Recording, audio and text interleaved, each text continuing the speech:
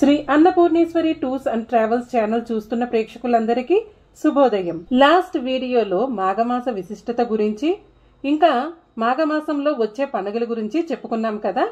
ఇక ఈ వీడియోలో ప్రయాగ్రాజ్ లో చుట్టుపక్కల చూడవలసిన ప్రదేశాలు, ముఖ్యమైన ఆలయాల గురించి తెలుసుకుందాం. కానీ అంతకన్నా ముందు సబ్స్క్రైబ్ చేసుకోని వాళ్ళు ప్లీజ్ సబ్స్క్రైబ్ చేసుకోండి. పక్కనే ఉన్న బెల్ ఐకాన్ కూడా క్లిక్ చేసేయండి. అప్పుడే నేను అప్లోడ్ చేసే ప్రతి వీడియో కూడా మిస్ కాకుండా చూడవచ్చు. ఓకే, మరి ఇంకా టాపిక్ లోకి వెళ్ళిపోదామా. భారతదేశంలోని ఉత్తరప్రదేశ్ రాష్ట్రంలో ఉన్న నగరమే ప్రయాగ్రాజ్. ఈ నగరానికి మరొక పేరు అలహాబాద్. ప్రపంచంలో అత్యంత వేగంగా అభివృద్ధి చెందుతున్న నగరంలో అలహాబాద్ 130వ స్థానంలో ఉంది. ఉత్తరప్రదేశ్ రాష్ట్రంలో అలహాబాద్ అతిపెద్ద వాణిజ్య కేంద్రం. భారతదేశపు ప్రధాన మంత్రులలో 7 అలహాబాద్ వాసులే. వాళ్ళు జవహర్లాల్ నెహ్రూ, లాల్ బహదూర్ శాస్త్రి, ఇందిరాగాంధీ, రాజీవ్ గాంధీ, గుల్జారీ లాల్ నందా, విశ్వనాథ్ ప్రతాప్ సింగ్, చంద్రశేఖర్ వీళ్ళందరూ కూడా అలహాబాద్ వాసులే. నగరానికి అసలు పేరు ప్రయాగ. ప్రయాగ అంటే నదీ సంగమ ప్రదేశం అని ఒక అర్థం ఉంది. వాస్తవంగా దీనిని త్రివేణి సంగమం అని కూడా అంటారు. పవిత్ర గంగా, యమున, సరస్వతి నదుల సంగమ ప్రదేశమే ప్రయాగ. ప్రయాగలో పలు ఆలయాలు, పవిత్ర ప్రదేశాలు ఉన్నాయి. వాటి గురించి ఇప్పుడు తెలుసుకుందాం.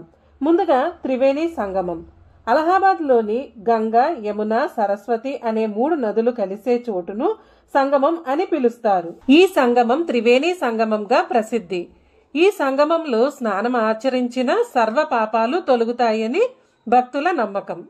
ఈ ప్రదేశం ప్రతి 12 సంవత్సరాలకి ఒకసారి జరిగే కుంభమేళాకు ప్రసిద్ధి.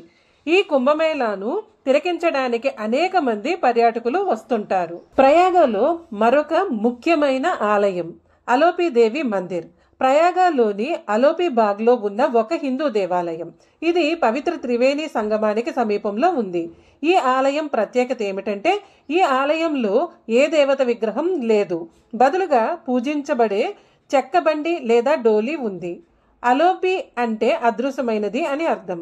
అలోపి బాగ్ అనే పేరు యొక్క మూలం. శివుని భార్య సతీదేవి మరణం తర్వాత దుఃఖంలో ఉన్న శివుడు ఆమె మృతదేహంతో ఆకాశంలో ప్రయాణించాడని హిందూ విశ్వాసంలో ఉంది. విష్ణువు అతనిని ఈ బాధ నుండి విముక్తి చేయడానికి శవం వద్ద తన చక్రాన్ని విసిరాడు. ఫలితంగా భారతదేశంలోని వివిధ ప్రదేశాలలో సతీదేవి శరీరంలోని వివిధ భాగాలు పడిపోయాయి. చివరి భాగం ఈ ప్రదేశంలో పడింది. తద్వారా అలోపి అని పేరు పెట్టారు. అంటే అదృశ్యం ముగిసింది అని అర్థం. మరియు అన్నిటికంటే పవిత్రమైనది అని కూడా. ఏది ఏమైనప్పటికీ ఈ వాదన చర్చనీయాంశమైంది. ఎందుకంటే ప్రయాగ్రాజ్ లో ఒకే ఒక శక్తిపీఠం ఉంది. అది సతీదేవి యొక్క వేళ్లు పడిపోయినట్లు భావించే లలితాదేవి ఆలయం. ఈ ఆలయానికి మరొక కథనం కూడా ఉంది. పూర్వం ఈ ప్రాంతమంతా దట్టమైన అడవులు, భయంకరమైన బందిపోట్లు ఉండేవాళ్ళు. ఒకసారి అడవి గుండా వివాహ ఊరేగింపు జరిగింది. వివాహ ఊరేగింపులో బంగారాన్ని మరియు బహుమతులుగా స్వీకరించిన ఇతర సంపదలతో తిరిగి వచ్చేటప్పుడు దొంగలు అంటే బందిపోట్లు వివాహ బృందాన్ని చుట్టుముట్టారు. పురుషులందరినీ చంపి సంపదను దోచుకున్న తర్వాత దొంగలు వధువు యొక్క డోలీ దగ్గరకు వెళ్లారు. కానీ ఆ డోలీ లోపల ఎవరూ లేరని గుర్తించారు. వధువు అద్భుతంగా అదృశ్యమయ్యింది.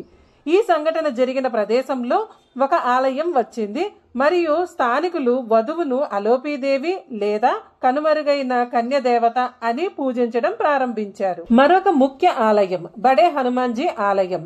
ప్రయాగ్రాజ్ కోటకు ఉత్తరాన 500 మీటర్ల దూరంలో బడే హనుమాన్జీ ఆలయం ఉంది. లేటే హనుమాన్ మందిర్ అని కూడా పిలుస్తారు. ఈ మందిరం ఒక భూగర్భ గోతిలో హనుమంతుని యొక్క అపారమైన ప్రతిమను శయన స్థితిలో ఉంచుతుంది. ప్రపంచంలో ఉన్న ఏకైక శయన హనుమాన్ దేవాలయం ఇదే.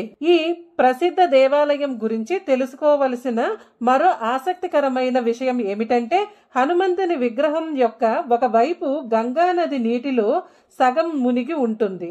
వర్షాకాలంలో నీటి మట్టం పెరిగినప్పుడు నదిలోని నీరు దేవత యొక్క పాదాలను తాకుతుంది అని నమ్ముతారు. ఈ సమయంలో ఈ పవిత్ర దృశ్యాన్ని సందర్శించడానికి చాలా మంది భక్తులు వస్తారు. మంగళవారం రామభక్తుడైన హనుమంతునికి అంకితమైన రోజు. ఈ రోజున బజరంగ బలిని ఆరాధించడం ద్వారా ఒక వ్యక్తి జీవితంలోని అన్ని కష్టాలు తొలగుతాయని భక్తుల విశ్వాసం. మరొక ముఖ్యమైన ఆలయం అక్షయవట్ ఆలయ స్థల పురాణం. ఈ ఆలయ ఆవరణలో పెరిగే అక్షయవట లేదా శాశ్వతమైన మర్రి చెట్టు నుండి దాని పేరు వచ్చింది. ఇది 3000 సంవత్సరాలకు పైగా పురాతనమైనది అని నమ్ముతారు. పురాణాల ప్రకారం రాముడు వనవాస సమయంలో ఈ క్షేత్రాన్ని లక్ష్మణుడు మరియు సీతమ్మతో కలిసి సందర్శించాడు. రావణుడిపై యుద్ధంలో విజయం సాధించేందుకు పవిత్ర అక్షయవట కింద మతపరమైన వేడుకను నిర్వహించినట్లు చెబుతారు.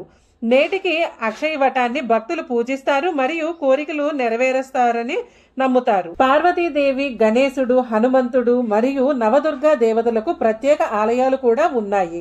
ఆలయ గోడలు కుడ్య చిత్రాలు చెక్కడం ద్వారా రామాయణం మరియు మహాభారతం నుండి దృశ్యాలను వర్ణిస్తాయి. నాగవాసుకి మందిరం. నాగవాసుకి మందిరం ఉత్తరప్రదేశ్ లోని ప్రయాగ్రాజ్లో పవిత్రమైన గంగా నది ఒడ్డున ఉంది. భారతదేశంలోని అత్యంత ముఖ్యమైన సర్ప ఆలయాలలో ఒకటి. ఇక్కడ జ్యోతిషపరమైన కాలసర్ప దోష ఇబ్బందులను తొలగిస్తుందని నమ్ముతారు. సముద్ర మదనం తర్వాత అలసిపోయి గాయపడిన నాగవాసుకి భగవానుడు విశ్రాంతి తీసుకోవడానికి ఒక స్థలాన్ని కోరాడు.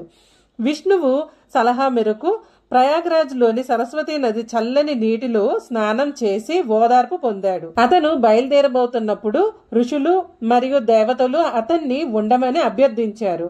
శ్రావణ మాసంలో నాగపంచమి రోజున భక్తులు తప్పనిసరిగా త్రివేణి సంగమంలో స్నానం చేసి పూజించాలనే దానితో సహా కొన్ని షరతులతో ఆయన అంగీకరించారు. ఈ ఆలయ విగ్రహం బ్రహ్మదేవుని మానసపుత్రులచే స్థాపించబడిందని నమ్ముతారు. ఔరంగజేబు హయాంలో మొఘలులు హిందూ దేవాలయం ధ్వంసం చేసినప్పుడు నాగవాసుకి దేవాలయం నిలదొక్కుంది. మరొక ముఖ్యమైన దేవాలయం లలితాదేవి ఆలయం. ఉత్తరప్రదేశ్లోని అలహాబాద్ రైల్వే స్టేషన్ నుండి 3 కిలోమీటర్ల దూరంలో లలితాదేవి ఆలయం ఉంది. ఈ ఆలయం భారతదేశంలోని 51 శక్తిపీఠాలలో ఒకటి మరియు ప్రయాగ్రాజ్లోని 3 శక్తిపీఠాలలో ఒకటి. ఈ దేవతను మహర్షి భరద్వాజ్ మరియు రాముడు కూడా పూజించారు.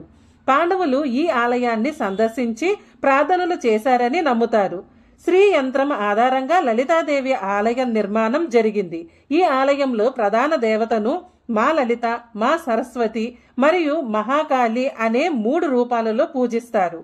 ఆలయం లోపల పాదరసంతో చేసిన శివలింగం ఉన్న చిన్న మందిరం ఉంది.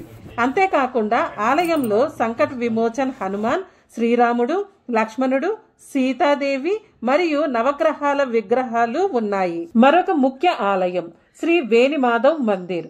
ప్రయాగ్రాజ్లో ఉన్న వేణిమాధవ్ ఆలయం విష్ణుమూర్తి ఆలయం. త్రేతాయుగంలో త్రివేణి సంగమాన్ని కాపాడేందుకు విష్ణువు గజకర్ణ రాక్షసుడిని సంహరించారు. ఈ ఆలయాన్ని సందర్శించకుండా ప్రయాగ్రాజ్ తీర్థయాత్ర అసంపూర్ణంగా ఉంటుందని హిందూ గ్రంథాలు నొక్కి చెబుతున్నాయి. ఆలయ పూజా కార్యక్రమాలలో పాల్గొనడం మరియు సమీపంలోని నదిలో స్నానం చేయటం ద్వారా జీవన్ మరణ చక్రం నుండి విముక్తి పొందవచ్చని భక్తులు విశ్వసిస్తారు. వేణి మాధవుని శక్తి మరియు దయ అటువంటిది. మరో ముఖ్యమైన ప్రదేశం అలహాబాద్ కోట. అలహాబాద్లో ప్రధాన ఆకర్షణంగా అలహాబాద్ కోట ఉంది. మొఘల్ చక్రవర్తి అక్బర్ 1583లో అలహాబాద్ కోటను నిర్మించాడు. ఈ కోట 3 నదులు కలిసే త్రివేణి సంగమం వద్ద ఉంది. ఈ కోట అందమైన రూపకల్పనకు, నిర్మాణానికి, నైపుణ్యానికి ప్రసిద్ధి. ఈ భారీ కోటలో ఎత్తైన గోపురాల చుట్టూ 3 అద్భుతమైన గ్యాలరీలు ఉన్నాయి. ఇక్కడ పరిమిత ప్రాంతం మాత్రమే సందర్శకులకు తెరచి ఉంది. భరద్వాజ్ ఆశ్రమం. భరద్వాజ్ ఆశ్రమం ప్రయాగలోని కల్నల్ గంజ్ లో ఉంది. ఇది ఉదయం 6:30 నుండి 9 గంటల వరకు మరియు సాయంత్రం 4:30 నుండి 6:30 వరకు తెరచి ఉంచబడుతుంది. ఆయుర్వేదానికి తొలి పోషకుడు మహర్షి భరద్వాజుడు. అలాగే రాముడు భరద్వాజ మహర్షి ఆశ్రమానికి వెళ్లి ఆయన ఆశీస్సులు పొందాడు. ఆ ఆశ్రమ ప్రాంగణంలో ఒక శివాలయం కూడా ఉంది. భరద్వాజ మరియు ఇతర ఋషులు, దేవతల విగ్రహాలు కూడా ఇక్కడ ఉన్నాయి. భరద్వాజ మహర్షి వాల్మీకి శిష్యుడు.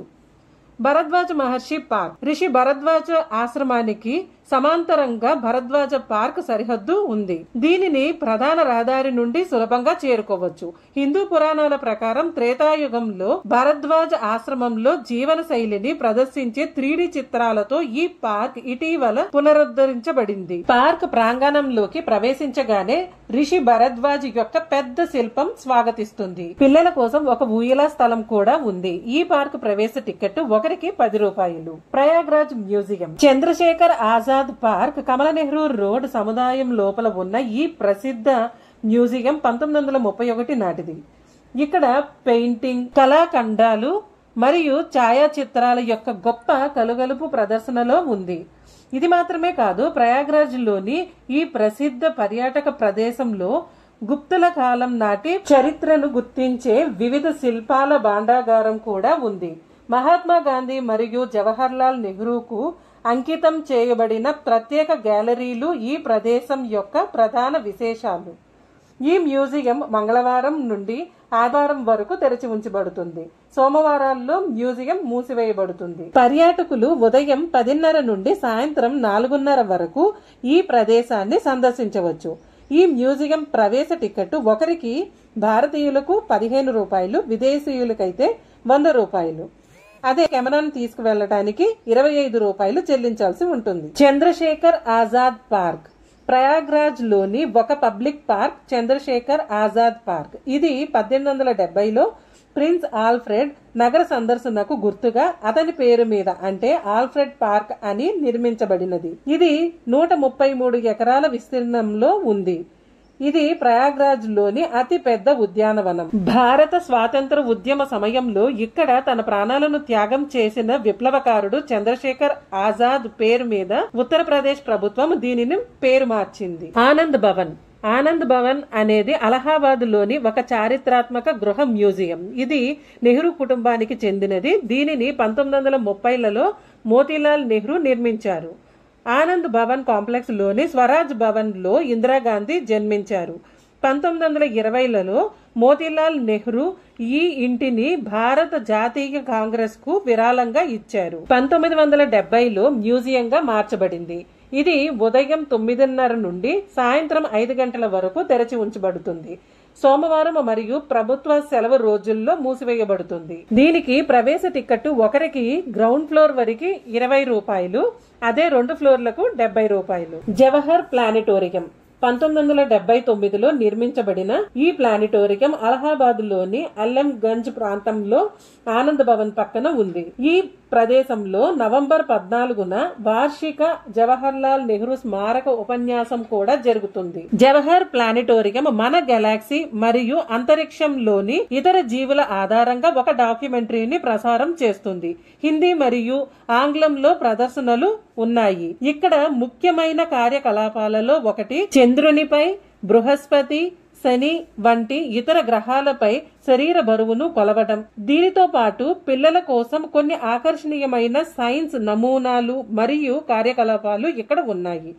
ఇది ఉదయం 11 గంటల నుంచి సాయంత్రం 4 గంటల వరకు తెరిచి ఉంటుంది. ప్రవేశ టికెట్ 60 రూపాయలు. ఇవన్నీ మనకి ప్రయాగలోని ముఖ్యమైన చూడదగిన ప్రదేశాలు. చివరి వరకు చూసినందుకు ధన్యవాదములు. సర్వేజన సుఖినో భవంతు.